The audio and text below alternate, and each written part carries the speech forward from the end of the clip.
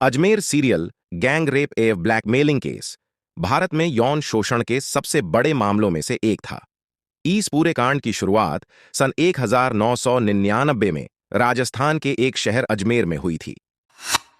इस बर्बर रेप कांड में अजमेर के एक प्रसिद्ध गर्ल्स स्कूल, जिसका नाम Sophia senior secondary girls school था, की सैकड़ों युवा लड़कियों को निशाना बनाया गया था।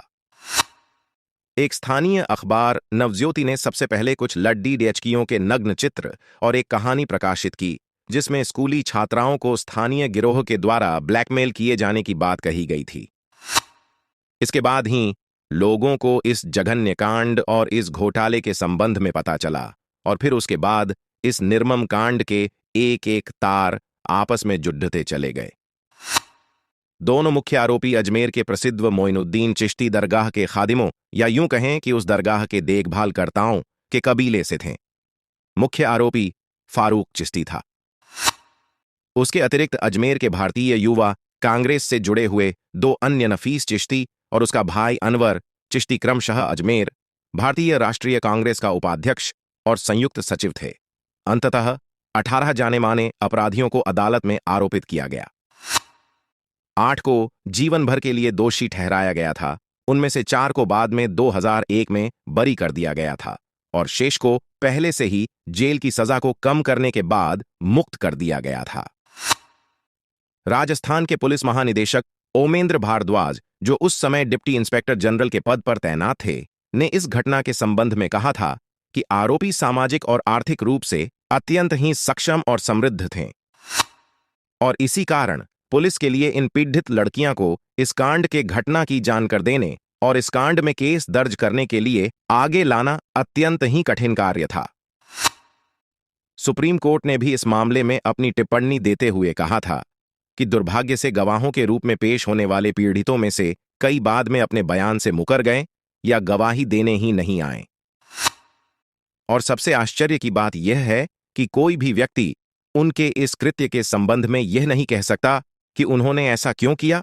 पीड़ित लड़कियां या उनके परिवार वाले अगर इस कानूनी कार्यवाही में आगे बढ़ते तो उन्हें इस बात का भय था कि इससे उनका भी नाम उजागर होगा और इसका उनके भविष्य पर प्रतिकूल प्रभाव पड़ेगा। सुप्रीम कोर्ट के अनुसार यह मामला रौद्रहैम बाल यौन शोषण घोटाले के बराबर था। लड़कियों को ब्लैकमेल करने के इस कांड की श्रृंखला को अपराधियों के द्वारा एक क्रमवार तरीके से अंजाम दिया गया था। स्थानीय प्रभावशाली पुरुषों का एक विशिष्ट समूह युवा लड़कियों को अपने निशाने पर ले रहा था।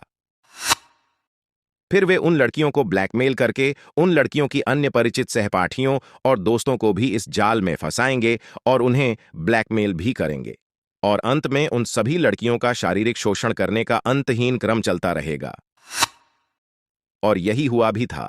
लड़कियों के साथ भी बलात्कार और यौन शोषण का यह क्रम बहुत दिनों तक चलता रहा था और आगे भी चलता रहता, लेकिन उससे पहले ही इस कांड के बारे में पूरे देश को पता चल गया। खैर, गिरोह ने अपने कार्यों का विस्तार करना जारी रखा और लड़कियों को एक दूसरे से जोड़कर उनकी बढ़ती संख्या का फायदा उठाया और सैकड़ों लड़कियों को अपना शिकार बनाया।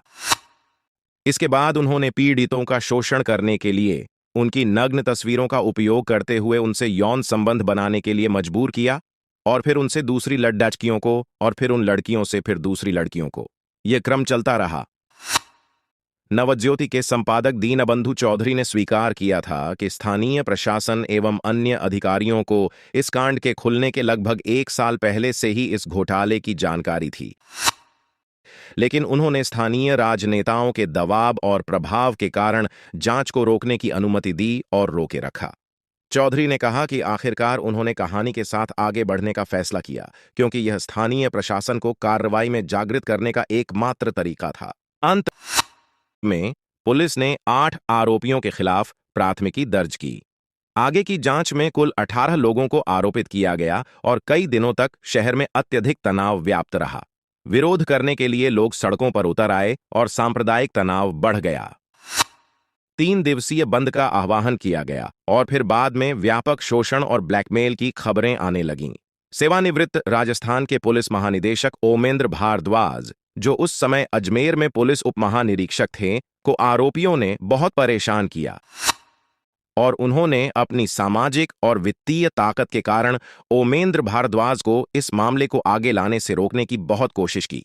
इस पूरे घटनाक्रम का एक सबसे दुखद और गंभीर बात यह थी कि कई पीड़ित लड़कियां युवा और कमजोर होने के कारण पहले ही आत्महत्या कर चुकी थीं। इसके बाद राजनीतिक प्रभाव और प्रशासनिक अक्षमता की एक और गाथा लिखी गई।